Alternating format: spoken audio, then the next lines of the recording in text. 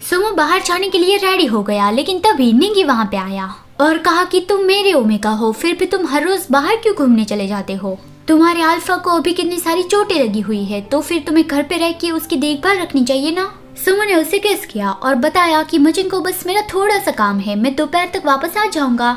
और वो बाय कह के जाने लगा, लेकिन निंगी ने उसका हाथ पकड़ के उसे अपने पास खींचा और उसके लिप्स पे किस किया और कहा कि अपने ओमेगा को किस करने का यही प्रॉपर तरीका है, एक हस्बैंड को यही करना चाहिए। सुमो ब्लश हो गया और तुरंत ही जाने लगा कि अब मैं चलता हूँ। उसके जाने के बाद निंगी ने देखा तो उस बॉक्स के नीचे जो डॉक्यूमेंट रखा हुआ था वो वहाँ पे नहीं था। उससे शक हो रहा था, लेकिन उसने सोच लिया कि शायद मुझे उसका और ज्यादा भरोसा कर लेना चाहिए।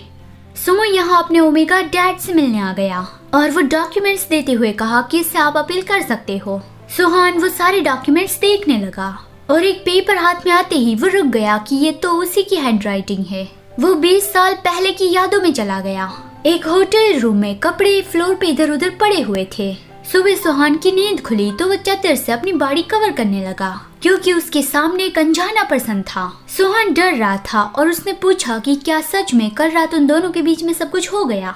ये जो उसके सामने अनजाना पर्सन है उसका नाम है शैन लिनशाओ।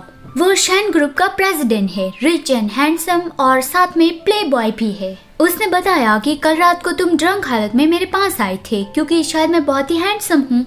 तुम ही मुझे अपने साथ चल के वो सारी चीजें करने को कह रहे थे, फिर मैं तुम्हें रोक नहीं पाया क्योंकि तुम ही मेरे सारे कपड़े निकालने लगे थे और मेरे ऊपर आने लगे थे। तुरंत ही सोहान ने उसका मुंह अपने हाथों से कवर किया कि बस अब आगे मत बोलना।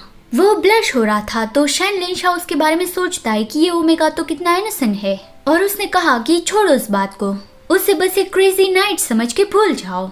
लेकिन सुहान ने कहा कि मैं जिम्मेदारी उठाऊंगा। तो लिनशाओ कंफ्यूज था कि ये तुम क्या कह रहे हो, मतलब कि वो तो प्ले बॉय है, वन नाइट स्टैंड तो उसके लिए कुछ भी नहीं है।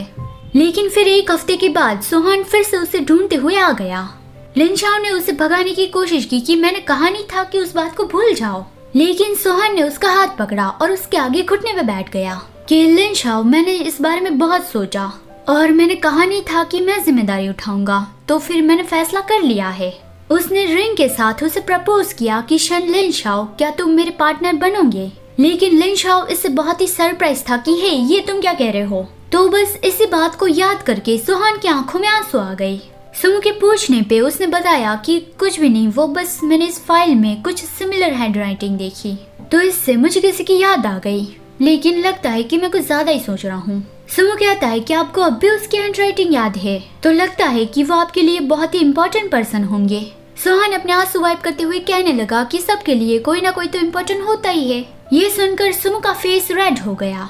ये देख के सुहान ने पूछा कि लगता है मेरे शामू के दिल में भी कोई इम्पोर्टेंट है, क्या तुम अपने डैडी को ये नहीं बताओगे कि वो कौन है?